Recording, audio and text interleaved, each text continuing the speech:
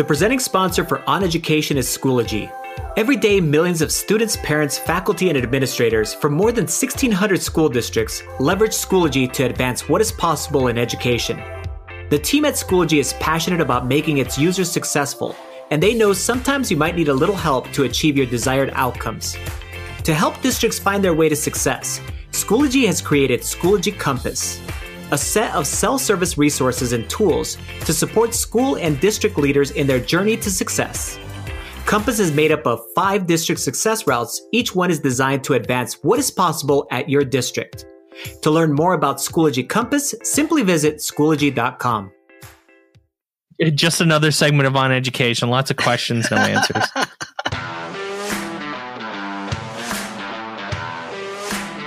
Welcome to OnEducation. I'm Mike Washburn. And I'm Glen Irvin. Friends, we have an awesome pod for you today. We will discuss whether old-fashioned toys are better than video games. Should we be concerned about our students' online privacy? Whether gamelets are better than games? And we have 3 interviews from the TICE conference to share. Did you bring the table back with you? I'll tell you right now, I'll be honest with you. I'm actually underneath my desk. Are you really? I didn't even tell you that. No. I decided it's the best. Studio. I think you figured it out. Yes, I have a pillow kind of behind the microphone. Yeah, you do. There's a blanket kind of making a table cover kind of thing. So I'm basically insulated in a little studio underneath my desk. I have a nice desk that I put together. And I'm not even using it. I'm underneath. You're underneath the desk. I think we need a picture of that. I think you need to get someone to take a picture. I'll do a selfie of, or just my legs sticking out of it. That'll be the funny one. So I used to put the green. I have a really nice green screen, and it takes up so much room in my office is. I mean, it's not huge. It's probably about 8 by 10. Sure. So it's not a big room. It's an office size room. And I used to put a green screen right behind me. Oh yeah. And I used to leave it up all the time, but you couldn't walk around in the room because the green screen took up tons of space in the room. And I think what I've figured out is that I just needed more stuff in here. So after we renovated the room, right, we added a couch, and it has things on it, whatever, pillows and whatever. And, we put furniture in here, and I find that the furniture is actually making the room sound better. Oh yeah. Instead of less, it's less empty, right? Yeah. The echoey walls. Yep. That's what was happening here too. This is probably an 8 by 10 room, I would say. And folks were figuring it out.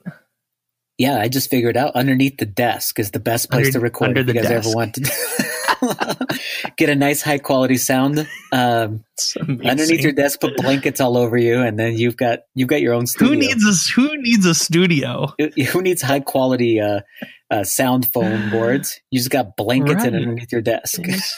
Blankets underneath the desk. Unbelievable. That's amazing. Listen, we have too much news, almost too many things to talk about. Lots of things. The title we always use for that first section of our podcast is quick hits, quick stuff. And there's nothing quick, or there shouldn't be anything quick about this, but we got to be quick because we don't want to keep you listening we know you won't listen forever. So, but we do want to talk about a couple of things that came up. I guess this first one, old-fashioned games being better than and toys being better than video games or electronic games. This article is interesting. I've had to read it a couple times because I was angry to start, which is my typical response to things. Right. And then listen. We've talked about this a few times where we're of the age where we grew up in both of these worlds, or not grew up, but we've lived in both of these worlds. I don't know what you played with when you were a kid, but I played with Lego and building blocks and Tonka trucks and and was outside until 10 o'clock at night playing tag and whatever, and and my kids now, especially my oldest, plays on his Switch and plays Fortnite, and he plays with his friends, but it's like a totally different world. And I get what this article is saying. Obviously, we'll link all of these things in the show notes. I totally get that. And I agree that, and there's some sentences in this that are completely make sense. Things like how play is important for child development, and they start to learn best, about the world from playing and interacting with people on a personal level. I 100% agree with that. Yes. If I disagreed with that, my wife would be kicking my ass right now, because that's literally how she's made her living. Is by talking about play and, believing in kindergarten as a place to be formative in that place. So, yes. So, yeah, I think that it states some very important factors that kids should be playing with other kids, and they should be playing in kind of that same way, what you talked about, kind of an old school kind of way, whether it be inventing your own games out of your, fantasy type games, and working together towards whatever, or running around in your yards, or I used to play, whatever sports outside. But then there's also, I think, definitely a space for digital games, and that's not a bad thing, because this thing says, it's basically saying that they're bad for you, and I don't know about that.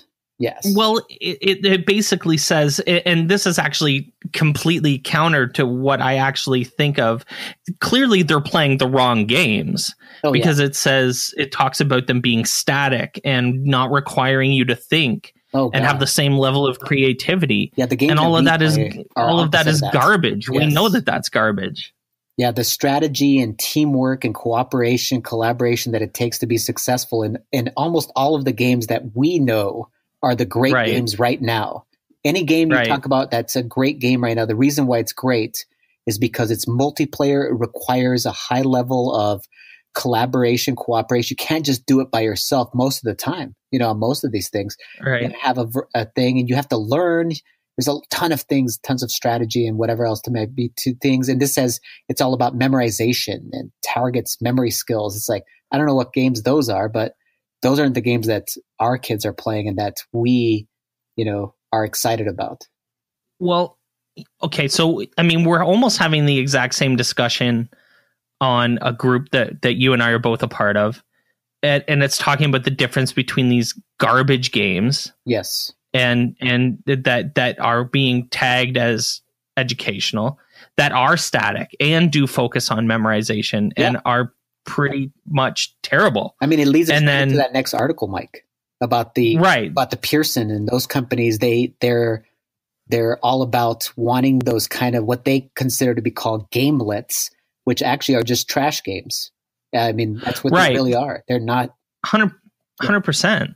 Yeah, they're not collaborative. They're not cooperative. They are static, and they're like the old school horrible games that maybe we used to see, on the old Apple IIe.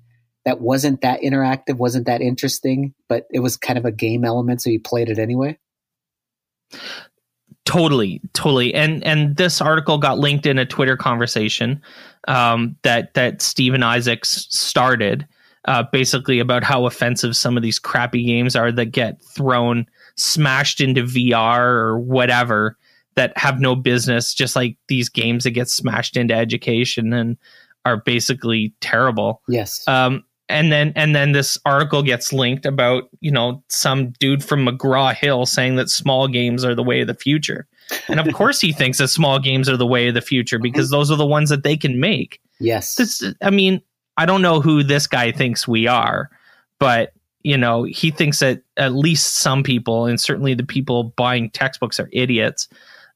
Because, anyone who knows about games and learning knows that this is a business. This is just as much a business play for them as it is about education. Of course, he wants small games because he wants to put them on a DVD. Yes. So that he can, glue them to the back of a textbook cover and then say, hey, look, we are, we're hip. We're gamified. Yes. Right. We know what the kids like. The kids like games. So here's some games for you to play. They only take you 5 minutes, and here's all the great Common Core standards that they align to. And here's the pages in our textbook that they reference. Yes. Play these games because they're awesome. Yeah. No. When in reality, they're crap. Oh, yeah. They're horrible. And your kids will hate them, too. I mean, it's not like we're just saying that they're bad. It's just they're just going to be not very good games. They're not going to be engaging. They're not going to be cooperative, collaborative. And you can call it a game all you want, but really it's not really anything better than, a worksheet. It's not anything better than a worksheet. Yeah. Flat out. And he basically like calls out the teacher gamings of the world and stuff like that, and says that it's hubris. He actually said that word, which is stupid, but he says it's hubris for these gaming companies to think that they are the center of the classroom. He's basically doing the stay in your lane of education, right? Yes. He's like, listen, we're the textbook company. You guys need to, check yourself, because we are the center of the classroom still. It's basically what he's saying. It's exactly what he's saying. So, to talk about hubris, right? Yeah. Just keep thinking that way. We'll see how soon you're not there anymore. I tell you, the people on our side are a lot stronger than the people on their side, in the ways that it matters. Exactly. And, I think that we'll win eventually. So speaking of, people on strong sides, I guess this last article that we came across this week is really, really, really interesting. It's about privacy. Yes. And I guess we've talked about this before. Yeah, we have. And about, the big, the Apples and the Facebooks and the Googles and, how much they're integrated into education, and, what data is being generated off of, our students, off of our kids' information. Yes. Because they're using things like Chromebooks, and Google Docs. Mm-hmm. And there's so many interesting quotes here. And I guess before I'm going to actually read these quotes, because I think that I have some opinions, and they might be a little bit hot takey, but whatever. It's a podcast.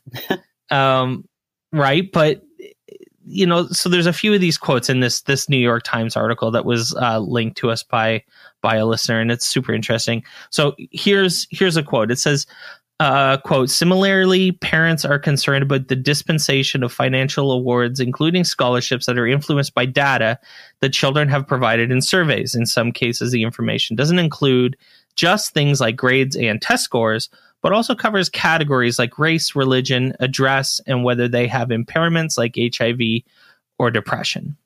That is a huge bag of complications in and of itself, right? Yes. That's strange. That's one of the things that they brought into the argument is scholarship applications that include other categories like race, religion, and other things. Disabilities or whatever it might be.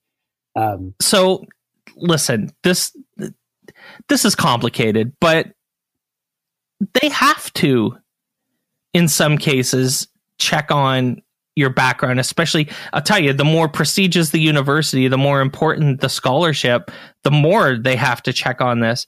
And the point I wrote in the notes is probably the most extreme of these points, but it's the first one that came to mind.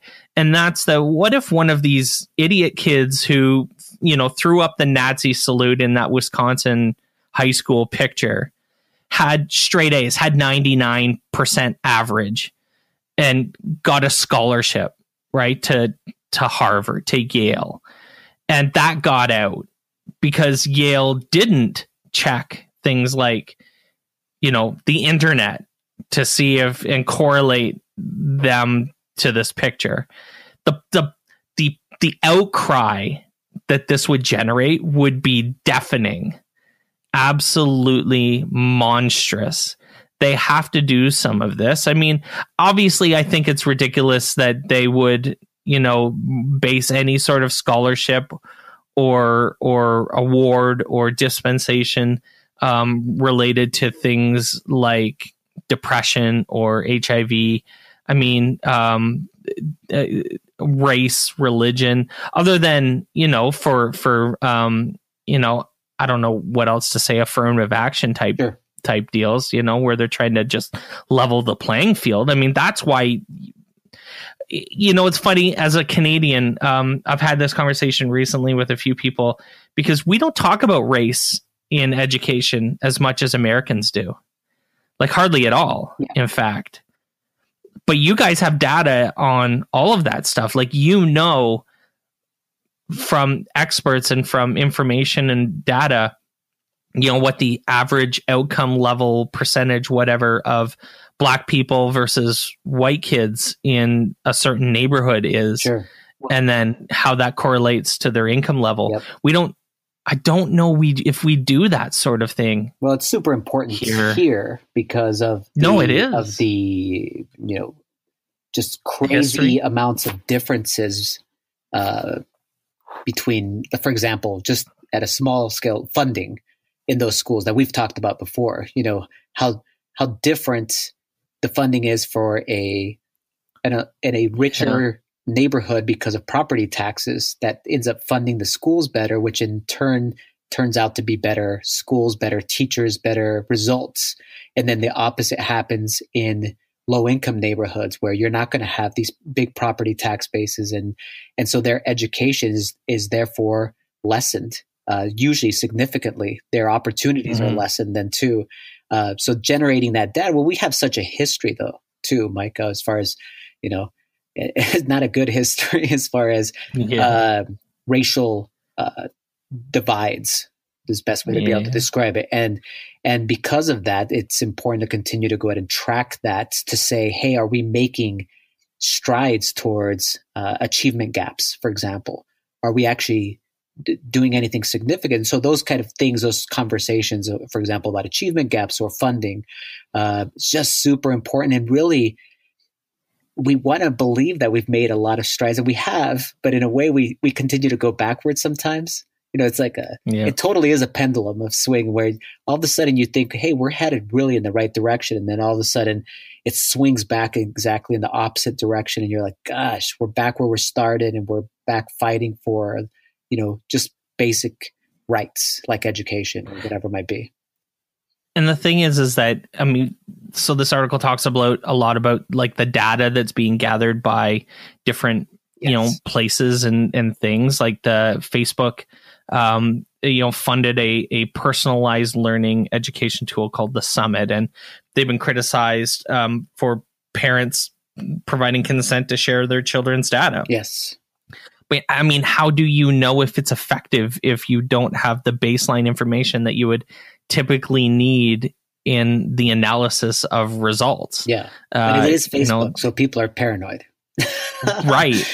So that's why this is so complicated. Yeah, it's complicated too. I mean, it's hard to trust big corporations to do the right thing, because all of our data that we give to them willingly, I'm not even talking about our students, but all of us that we give to these companies willingly, is partially because we want to use their products for free or whatever it might be, because Facebook is free, and so is Google and Gmail and Google Docs, and all of those things are wonderful, but there is a cost to that. And so how far do they go as far as the data mining and making, kind of basically pigeonhole us into, the old is Google listening experiments that people do, I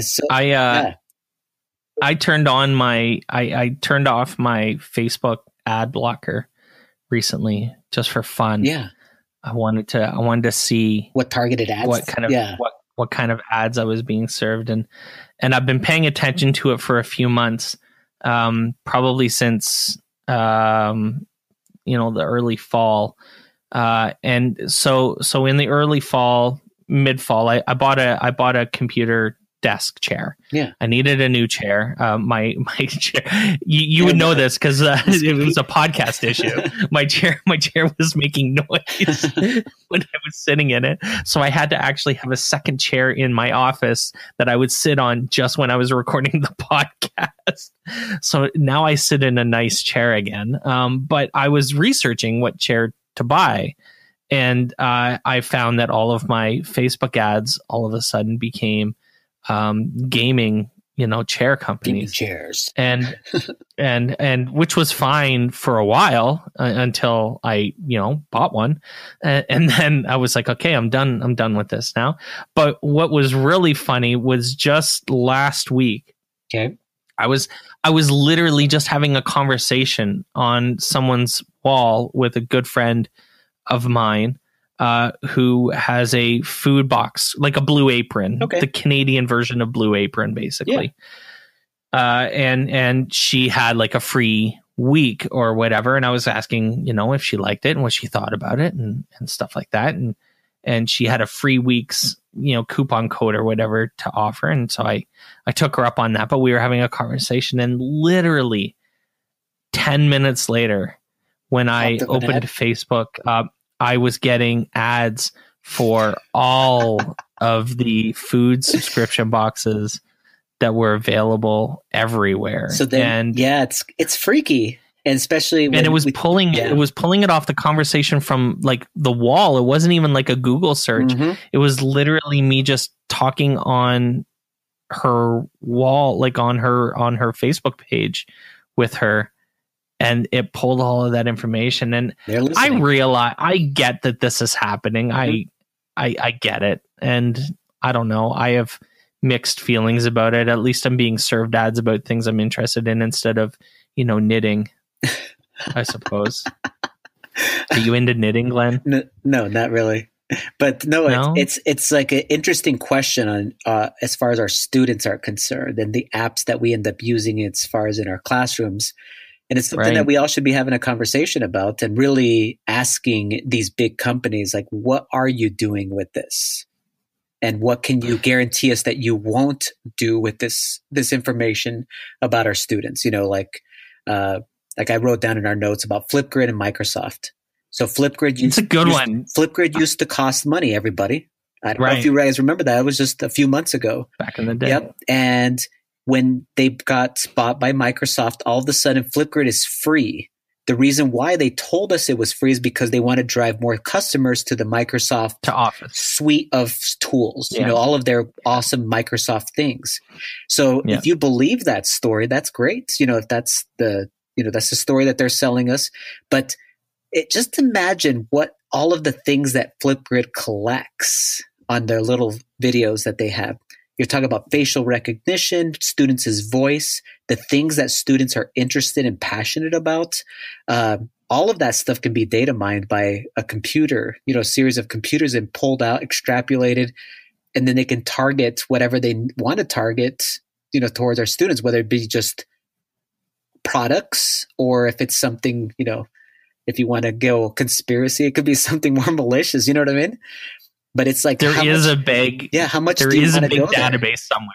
yeah, and how much do you want? I mean, basically, it's okay to ask them that question. It's like, will you guarantee that this information, is not being sold, for example, to somebody else who wants all of that to do something else, and that something else could be anything. So it's a tough one because all of us want to use these products and we want them to be free. Mm-hmm.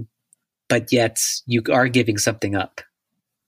Listen, until the penalties for betraying our trust are higher than the rewards for doing it. Yes.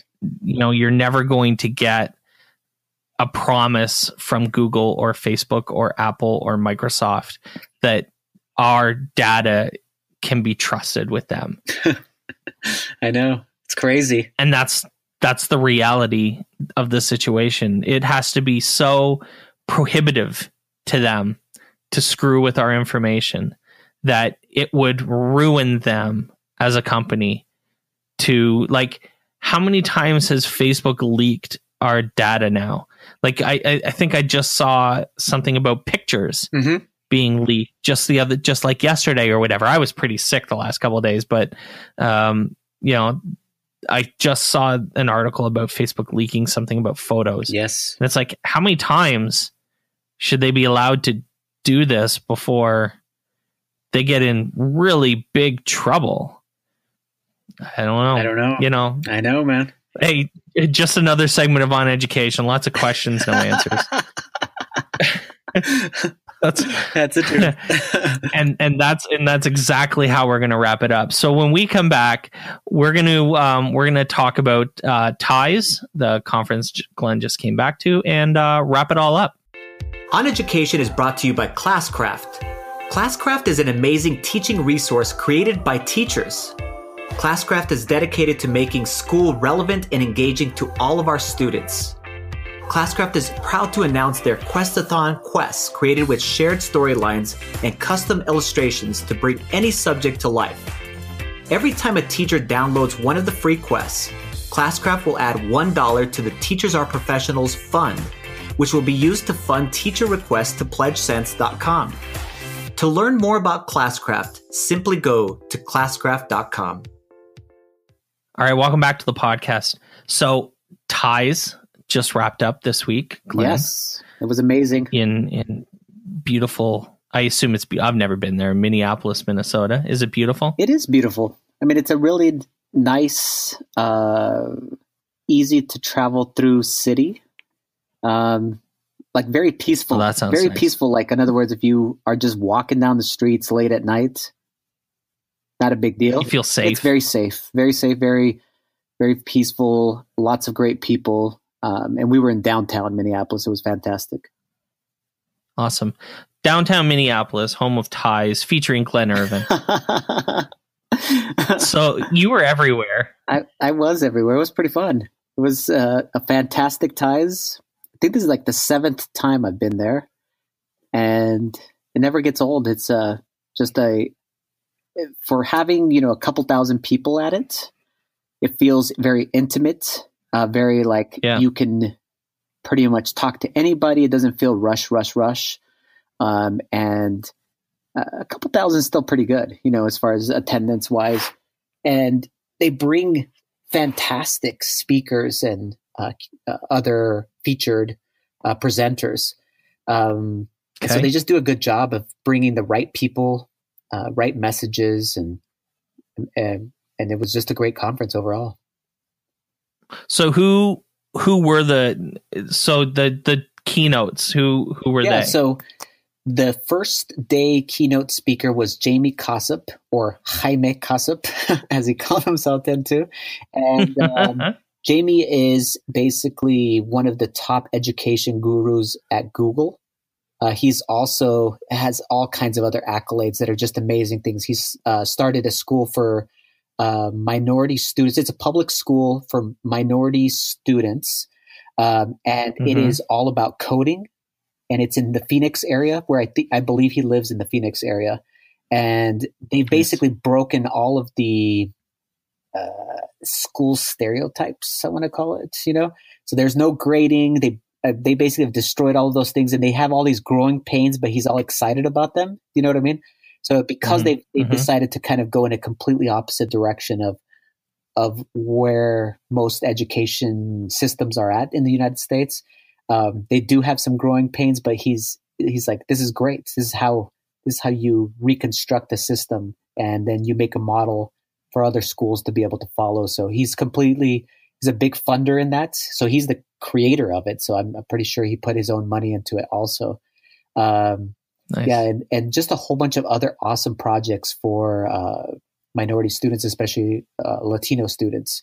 And he's just a great mind, fantastic speaker, just hilarious, very chilled out and relaxed. He wore jeans up there, so it's very interesting. When you see someone go up with jeans and like just a casual sweatshirt kind of thing going, that that's what I want to do. That the message that they're going to bring is going to be awesome.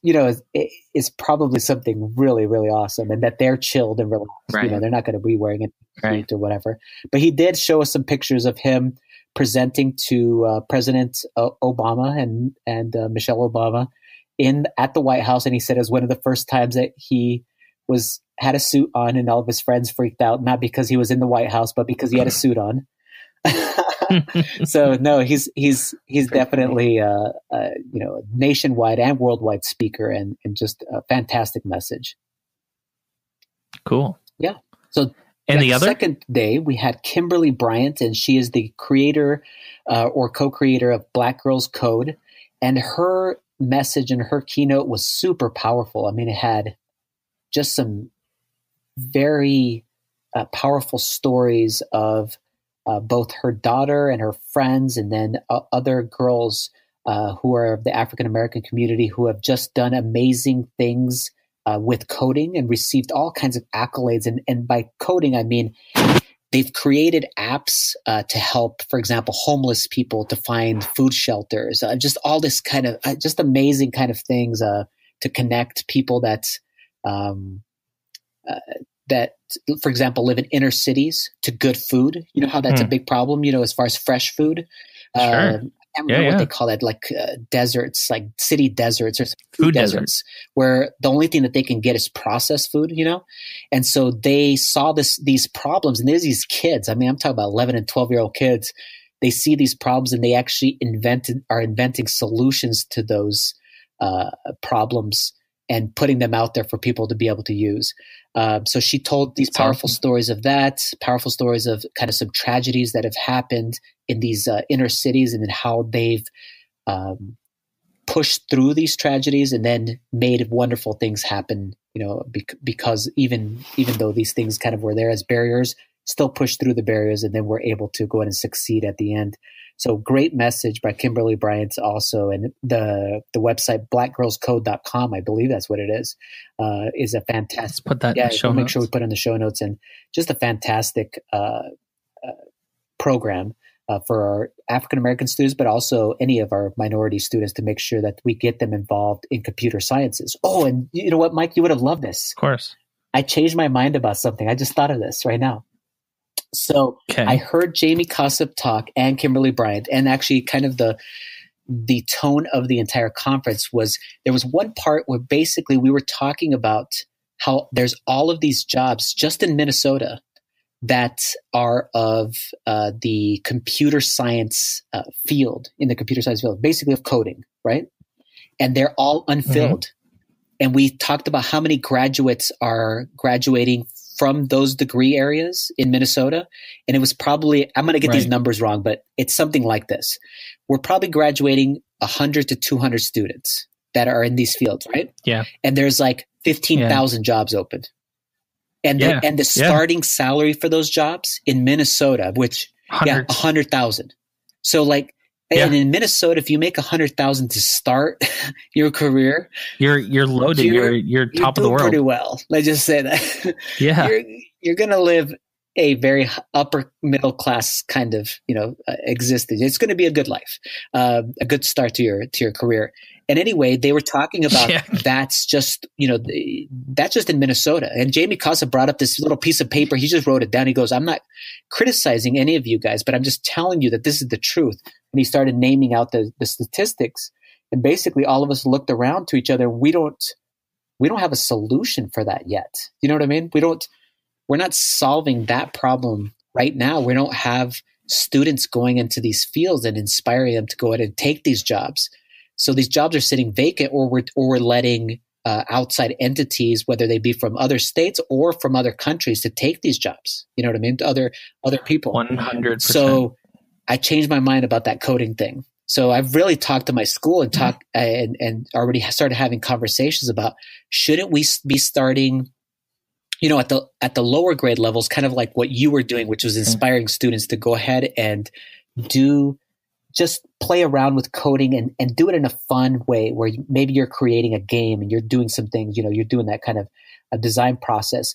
But then at the high school level, start giving some kids some pathways towards those fields, so that by the time they graduate, they have already been exposed to Python and different coding languages. And they're already excited about it. And now they're ready to go ahead and do that 4-year or 2-year, 4-year program so that they could enter the world of work, and they have all of these opportunities. They can pick where they want to work, and get paid really, really well for it. So definitely inspired to go out and start doing something about this.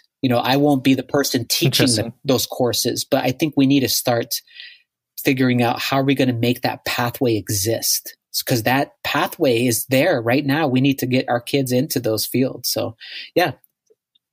And imagine a United States of America where there were 200, because the numbers, we know what the numbers are. If you say it's 15,000 just in the, the Minnesota, region, it's in the hundreds of thousands. Imagine an American economy, an American jobs landscape where there were 250,000 to 500,000 more people earning $100,000 or more a year. I mean, talk about everything. Tax bases, purchase power, donations to charities. I mean, all of that stuff is super important. We need to make those pathways exist, right? And inspire our kids, especially our minority students and our girls, and say, hey, you can do any of this stuff, and check out what you can do with it. And if they're inspired to do that, we need to give them a pathway towards being able to go ahead and be successful in those jobs. Because they exist right now, man. I was 100,000 to start. That's crazy. Like, if that doesn't make the case for like an idea about like trickle up kind of economics, where you grow people, you build people up, and they build up the economy, nothing would. I mean, 250,000 to 500,000 more people who earn $100,000 or more a year doesn't just give those people money. It builds up businesses and infrastructure, and it leads to new advancements in research and things that we can't even possibly imagine. We don't even know yet. Exactly. Yes. And so, yeah. So, I mean, it seems like a no-brainer Big to time, me. man. I was super pumped about it, and then I was also like, okay, I get Mike's message. So from a few podcasts ago, when I was arguing against coding, I changed my mind. And it was all because of Jamie Cossip and Kimberly Bryant, because they inspired me. I was like, okay, this is real. This is where we need to go. Awesome. Welcome to the other side. Other side, Yeah. So it sounds like Ties was a success. Check out the name. I mean, Sarah Thomas was there. She just came in and out just to, our friend from the podcast here. Sarah Thomas was there. Mandy Frelick was there. She's super awesome teacher, educational leader, and then also author. Of course, Angie, we actually had her on the show just this last week. The interviews are going to include Jessie Buetow, who's a Schoology Educator of the Year, and Jennifer Casa Todd. I interviewed her. She was at one of the pre-conference keynote speakers, and she's from your area. Yes, she's from Ontario. She wrote a book called Social Media. She's a teacher librarian in Ontario, Canada. And I was trying to remember who was my final interview, and I can't think of it right now, but I know who it is. I had got a representative and a friend from Seesaw, the company Seesaw. One of the biggest things I heard about at this conference was that product. So I was like, okay, if everybody's talking about Seesaw, we got to talk to someone that represents Seesaw too. So I got one of my friends who's also, I think like a Seesaw ambassador. She's a regional. She works for them now. She used to be a kindergarten teacher for a long time. Okay. And she actually had come to my school as an ambassador kind of thing to do trainings. And then now she actually works for them. So you'll be hearing her interview too. Yes. Cool. So we're gonna play you some interviews that Glen had at Ties. Before we do that, I guess we should make a minor note to everyone that we're gonna take next week off. So we record on Sundays.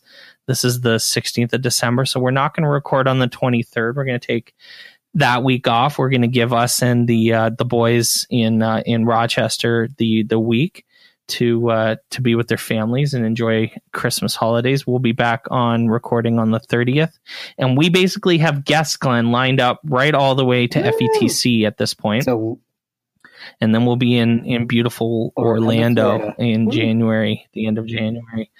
So wanted to wish everyone a Merry Christmas and a Happy Holidays and all that stuff. You guys are amazing. Thank you for listening and sharing the podcast.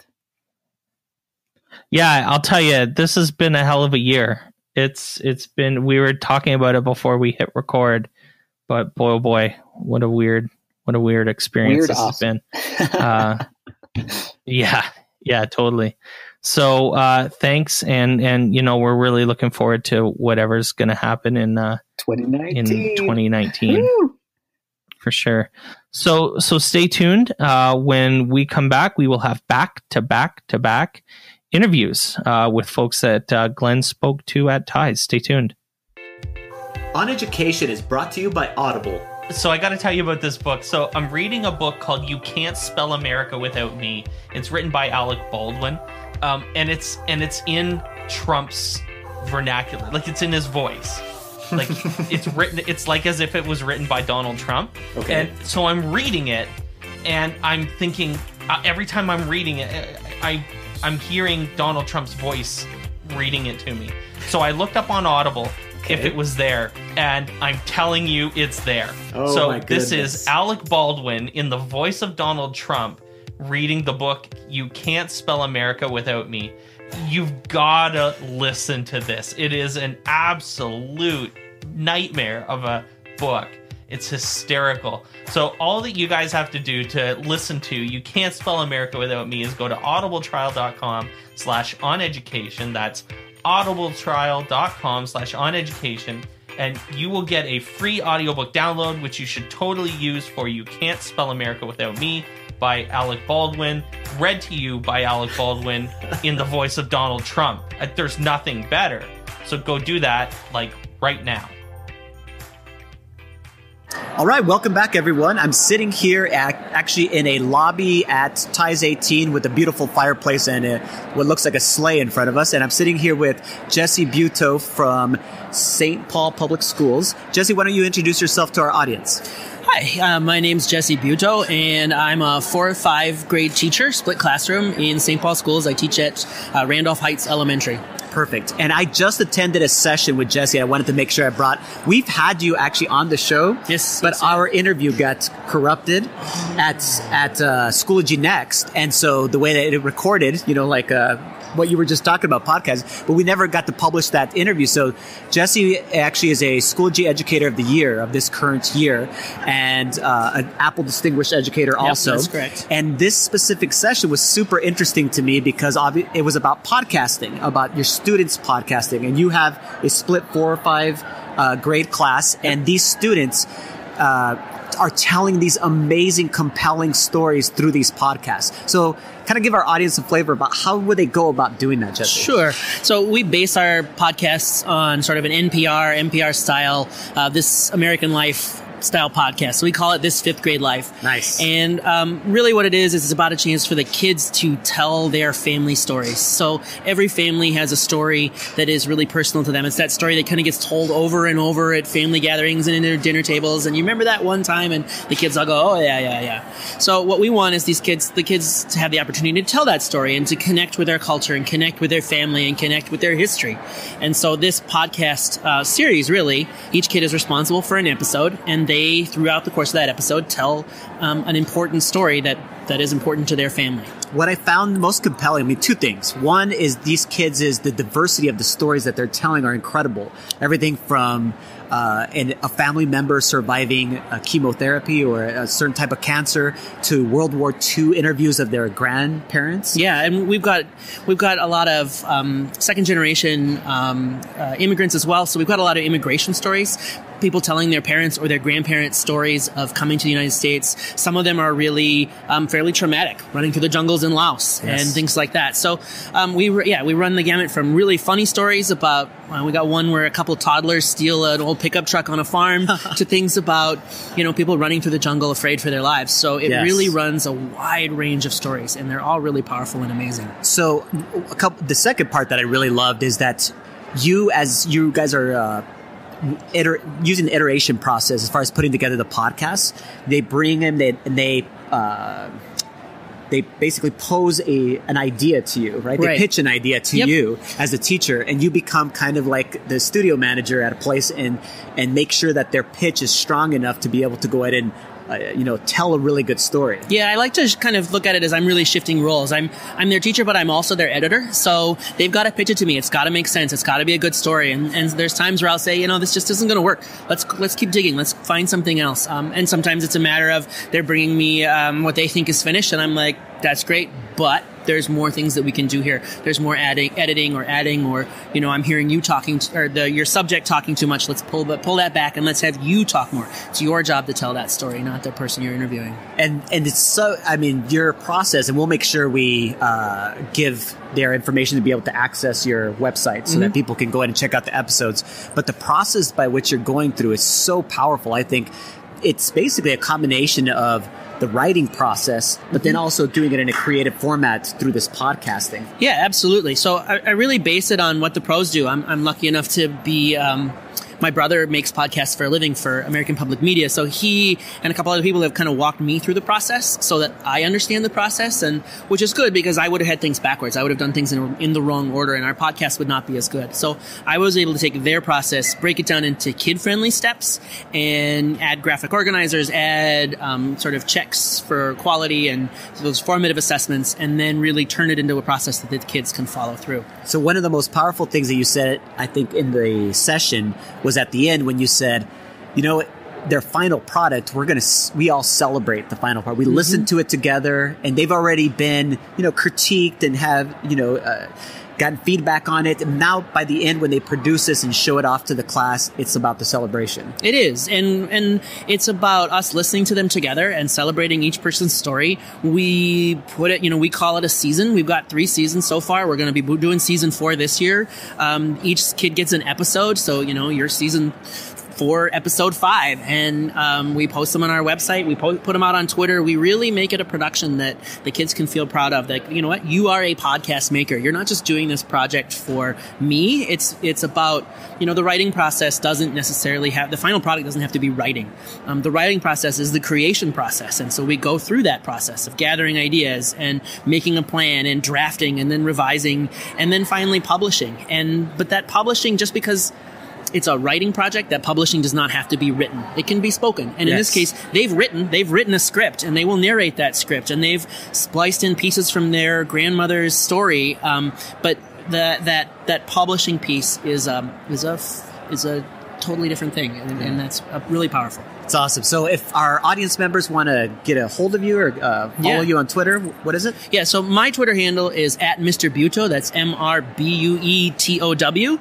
And then I also have one for my class, which is where I post most of the final episodes. So if you're looking for it this spring, we go under the hashtag This Fifth Grade Life. And then my class Twitter handle is @RHSDragon5B. Okay, and the website, is it available for anybody to go ahead and visit? Yeah, absolutely. Okay. So you can search, that that's on our, so if you go to Randolph Heights, spps.randolphheights.org, that's our school website. You can find me on there. I'm under the 5th grade tab. And right on our webpage is this 5th grade life page, and in there is each season. Our goal is eventually to try to get ourselves into iTunes. We just haven't gotten that far yet. Yeah, so we'll link it in the show notes because it's such powerful examples and all kinds of different things. Just the 2 that you showed us today, I was like, oh, this is so awesome and great things to go ahead and share. Thanks so much for being on the show, Jesse. Thank you, Glenn.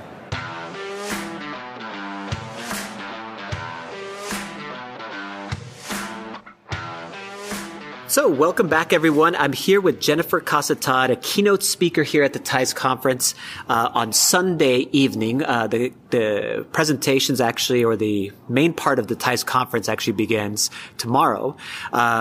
But But Jennifer, can you introduce yourself to our audience and tell us a little bit about what you do? Absolutely. Hi. Thank you for having me. My name is Jennifer Casa Todd, and I am a teacher librarian in Aurora, Ontario, Canada. And for the record, it is warmer there than it is here in Minneapolis. That's crazy. Great. It is. You are more north here. But I've had just a great day. So in addition to being a full-time teacher librarian, I'm also the author of the book Social Media. And I do lots of other things. I'm a mentor teacher for the OnEd Student Chat, which is an Ontario student-led chat. Very cool. Where students are using social media to connect and learn. I love it. I'm a GEG Ontario leader, so Google Educator Group Ontario leader with some fabulous team members. And we just organized, with a great team, the first DigCit Institute in Ontario. So that's fantastic. So I was looking at the title or some descriptions of your book, and there's a quote there that says, "We must educate, empower, and inspire our students to use social media and basically to learn and share our learning." So is that the premise of the book? So absolutely. The premises of the book really is rooted in the idea of digital leadership, which George Couros actually defines as using the vast reach of technology and social media to improve the lives, well-being, circumstances of others. Yes. So the book really is about showcasing and celebrating students who are using social media to learn and share learning, but also to empower others and celebrate others, and to promote causes that are important to them, as well as to be a more positive influence on others. Each of the chapters in the book has a student vignette at the end. So I didn't want to appropriate the voices of students. They're actual voices of students. Yes. And I highlight and showcase kids who are leveraging social media for good. That is fantastic. So we have listeners that are parents and that are obviously, we have a lot of educators that listen to the podcast. And I would say a large majority of them are intimidated by social media in general, either their own use of it, but specifically our students' use of it or our own children's use of it. And so what kind of advice do you have for parents and teachers about how to switch that or turn that around and actually be able to use it for good? So there's a great quote by William Dwyer, and he says, "When you change the way you look at things, the things you look at change." And there have been so many experiences in my personal and professional life that have really shown me that we need to interrupt the current trajectory. Kids only look at social media for entertainment. They look at it as a place to, just put a comment without thinking of purpose or audience. And the only way I think we will change that is if we start to allow them to use these tools in school. And I know that even me as a mom, and I worked in a district role supporting teachers with technology, when even just the thought of social media with my own children caused fear in me.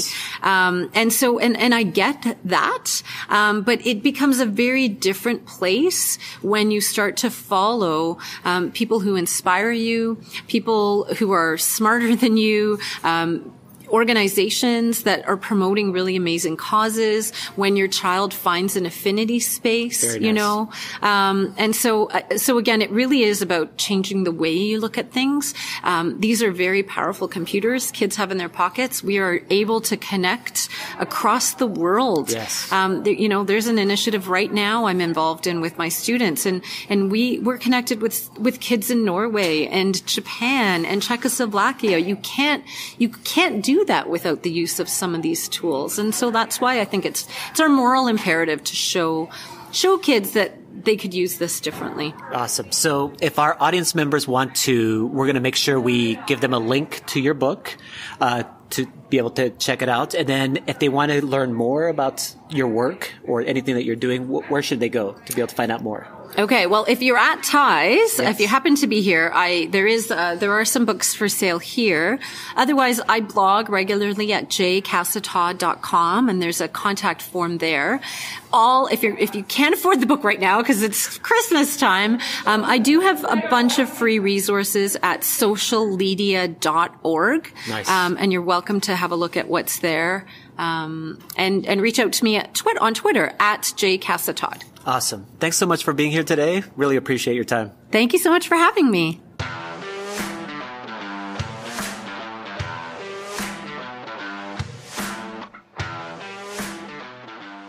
So welcome back, everyone. I am super pumped here to be with Angela Gadke from Seesaw. Angela, why don't you go to introduce yourself to our audience? Hey, everyone. I'm Angela. I lead the community team at Seesaw, and I came to Seesaw from the classroom, actually. I was a kindergarten teacher for 15 years, loved using Seesaw, and I wanted to share it with all the teachers I could. So here I am at Seesaw spreading the word. Yeah, so one of the things that I've noticed is I try to kind of dig into trends that are happening at conferences or the things that people are talking about.